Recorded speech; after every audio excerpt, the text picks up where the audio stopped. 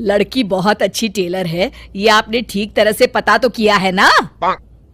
अरे हाँ भाग्यवान, मैंने सब पता कर लिया है। अब तुम चलो, देर हो रही है। मेरी समझ में एक बात नहीं आती कि तुम मेरी शादी करने की बात करने जा रही हो माँ, या अपने दुकान के लिए नई टेलर देखने जा रही हो? अरे चुप कर, अभी तू बच्चा है, दुनियादारी के बारे में तुझे कुछ नहीं पता। अरे तू तो एक प्राइवेट कंपनी में काम करता है, और प्राइवेट कंपनी का क्या भरोसा। लेकिन माँ, अरे तेरे पिताजी से पूछ ले, इन्होंने अपनी जिंदगी में कितनी नौकरी पकड़ी है और छोड़ी है। अरे वो तो मैं थी जो सिलाई करके घर चलाती थी। अरे बेटा, बुरा वक्त कभी फोन करके नहीं आता। टेलर बहू लाऊंगी तो मेरे साथ दुकान में सिलाई करेगी, समझा? चल अब। दोपहर होने तक तीनों लड़की वालों के घर पहुंच जाते हैं। सभी बातें और चाय पानी होने के बाद, बहन जी, आपका बेटा रोहित एक अच्छी कंपनी में काम करता है और अच्छी तनख्वाह भी है। बस हमें और कुछ नहीं चाहिए। हमें आपका बेटा बहुत पसंद है। हमें भी आपकी बेटी मीना पसंद है जी।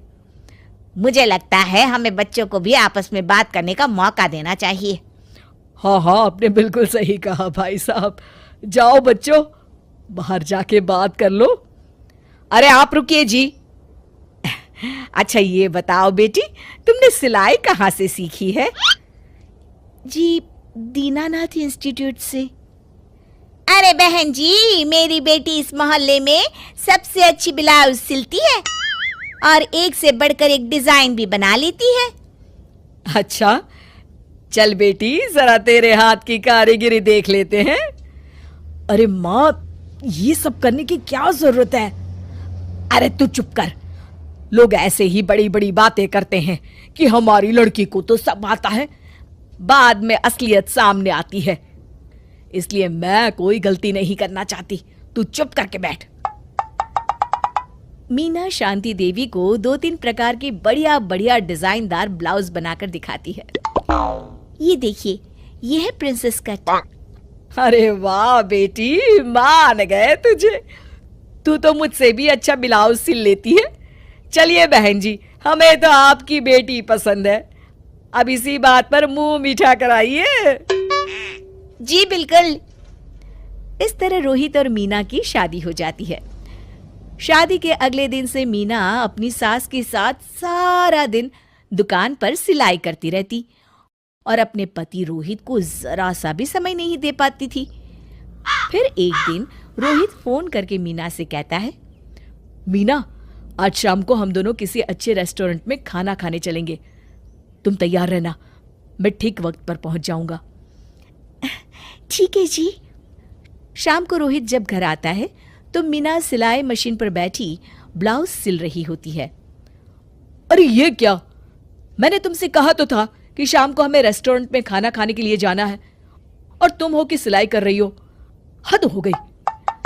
मुझे माफ कर दीजिए जी, क्या करूं, ये ब्लाउज मुझे कल अर्जेंट सील कर देनी है। सारा दिन तो तुम माँ के साथ दुकान पर सिलाई करती हो। अरे कम से कम शाम का वक्त तो मेरे लिए रखा करो। तभी वहां शांति देवी आ जाती है। अरे क्यों बहू को परेशान कर रहा है? कल ये तीनों ब्लाउज सुबह सिल कर देनी है। चल जा, अपना काम कर।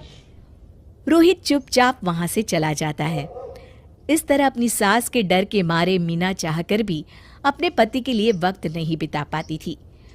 फिर एक दिन रोहित दोपहर को ऑफिस से घर आता है। उसके साथ उसकी कार में एक लड़की बैठी होती है। दोनों एक दूसरे से मुस्कुराकर बातें कर रहे होते हैं। माँ, जरा टेबल पर रखी मेरी फाइल तो देना, मैं भूल गया था। ये कौन लड़की है तेरे साथ?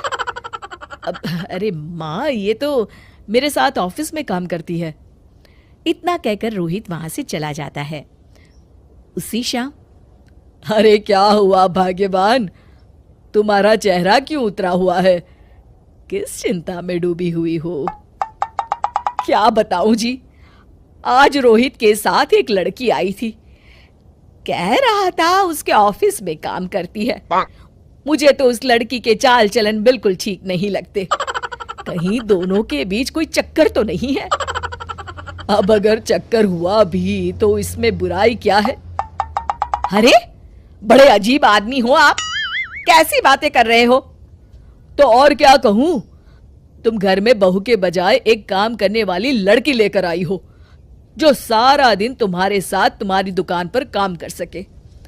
अरे भाग्यवान, शुक्र मनाओ कि मैं शरीफ था, इसलिए मैंने कभी किसी औरत की तरफ आंख उठाकर भी नहीं देखा। पर अब हर कोई तो मेरे जैसा नहीं हो सकता ना। इतना कहकर गिरधारी वहां से चले जाते हैं। शांति देवी समझ जाती है कि गिरधारी क्या कहना चाहते हैं। उसे अपनी गलती का एहसास हो जाता है और वो सोचती है जितनी जल्दी हो सकेगी वो अपनी गलती सुधार लेगी। और इसीलिए 2 दिन के बाद, रोहित बेटा, मैं चाहती हूं कि कुछ दिनों के लिए तू अपनी ऑफिस से छुट्टी ले ले। क्यों, क्या हुआ माँ? अरे कुछ नहीं बेटा, मैंने तेरे और बहू के लिए शिमला की 2 टिकट बुक की है। मैं चाहती हूं कि तुम दोनों कुछ दिनों के लिए बाहर घुमाओ। क्यों बहू, ठीक है ना? सासू माँ की बात सुनकर मीना का चेहरा भी खिल उठता है। वो शर्मा कर कहती है, जी माँ जी, जैसा आप ठीक समझे। और इस तरह शांति देवी पूरी तरह से बदल जाती है। शिक्षा, बहू को बहू नहीं बल्कि बेटी समझना चाहिए और ना कि काम करने वाली नौकरानी।